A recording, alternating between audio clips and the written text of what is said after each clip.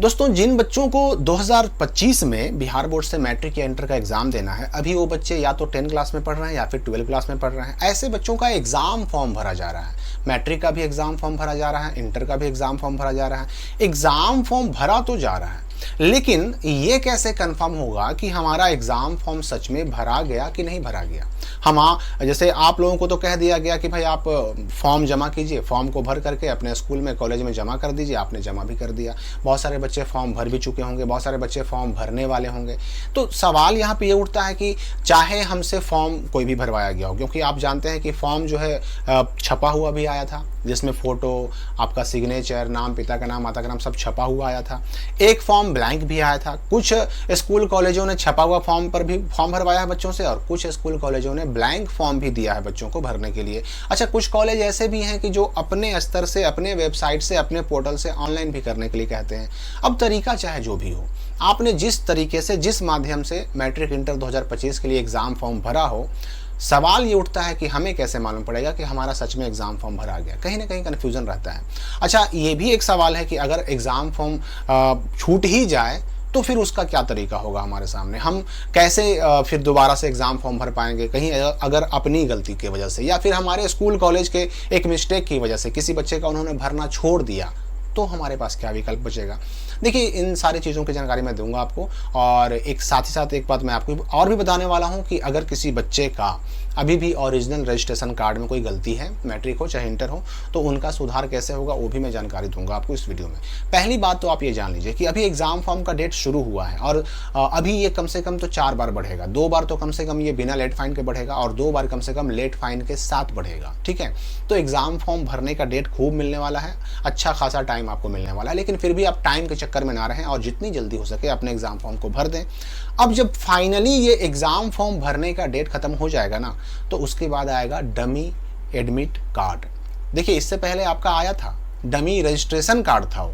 अब आएगा क्या फॉर्म भरने के बाद? Dummy registration card. रजिस्ट्रेशन जब आप कराए हैं ना, जब रजिस्ट्रेशन कराता है बच्चा, तो रजिस्ट्रेशन कराने के बाद आता है डमी रजिस्ट्रेशन कार्ड, और एग्जाम फॉर्म भरने के बाद आता है डमी एडमिट कार्ड। तो आपका डमी एडमिट कार्ड आएगा, अक्टूबर से लेकर नवंबर तक आपका डमी एडमिट कार्ड आ जाएगा। उस वक्त अगर आपका डमी एडमिट कार्ड जारी हो गया, उस वक्त ये डमी एडमिट कार्ड आपको खुद भी डाउनलोड करने का मौका मिलेगा। आप भी डाउनलोड कर सकते हैं, आपका स्कूल कॉलेज भी डाउनलोड करके आपको दे सकता है, तो दोनों माध्यम से आपको मिल सकता है। तो आप उस वक्त अगर आपको डमी एडमिट कार्ड मिल जा रहा है, चाहे आप खुद से डाउनलोड कर पा रहे हो, देख पा रहे हो, चेक कर पा रहे हो, या आप स्कूल कॉलेज से मिल गया, किसी भी माध्यम से मिला, अगर मिल गया तो समझिए कि आपका एग्जाम फॉर्म भरा गया। और अगर आपका डमी एडमिट कार्ड नहीं निकल रहा है और स्कूल कॉलेज वाले भी कह रहे हैं कि नहीं आपका डमी नहीं आया है, तो समझिए कि आपका एग्जाम फॉर्म नहीं भराया है।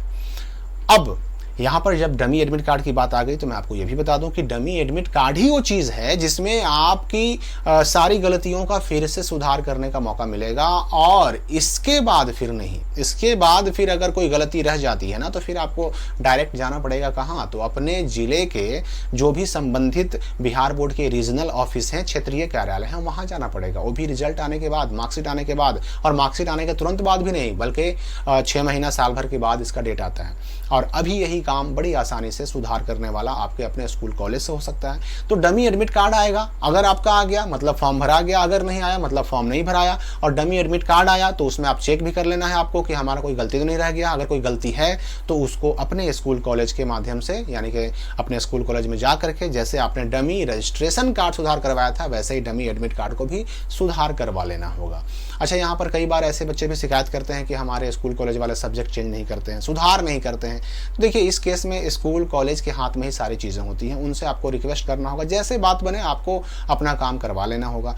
अब यहाँ पर अगर किसी बच्चे का मालूम पड़ता है कि हमारा तो डमी आया ही नहीं, हमारा तो एग्ज़ाम फॉर्म भराया ही नहीं, तो क्या होगा? तो देखिए, उस वक्त फिर से अंतिम बार, एक बार फिर से बच्चों को आखिरी बार एग्जाम फॉर्म भरने का मौका मिलता है लेट फाइन के साथ। यानी आप 2025 में एग्जाम देने का एक आखिरी मौका मिलेगा उस वक्त। लेकिन अगर उस वक्त भी चूक गए तो फिर कोई चांस नहीं, फिर आप 2025 में मैट्रिक इंटर का एग्जाम नहीं दे पाएंगे।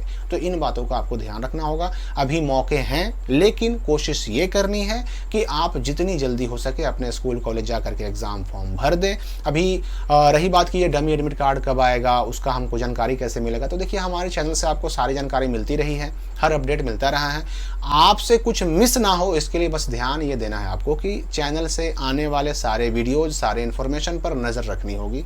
आपसे कुछ भी नहीं छूटेगा, एक चीज़ भी मिस नहीं होगा, इसकी गारंटी है। लेकिन हाँ, अब अगर मिस करेंगे तो जानकारी आपसे चूक सकती है और आपका कुछ ना कुछ छूट सकता है।